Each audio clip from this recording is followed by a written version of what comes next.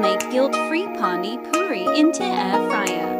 Add 1 large potato in a pan. Add water enough to soften the potato. Add salt and boil. Once the potato is soft, add boiled chickpeas 1 cup and spices.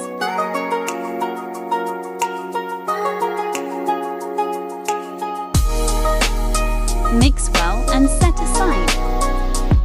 For tangy and spicy, water, take a pan and tamarind pulp 1 cup and spices.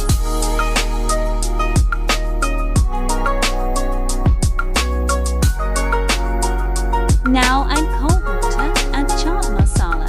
Mix well and set aside. Using store-bought puris, apply oil spray on the puris and make sure each puri is covered completely. Add puris inside the basket, but do not overcrowd the air fryer basket. Set your air fryer at 185 degrees centigrade for 5 minutes and add puris inside the air fryer and press start. Our air fried Pani Puris are ready.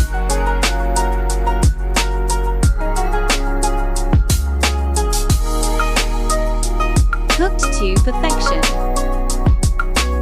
Take the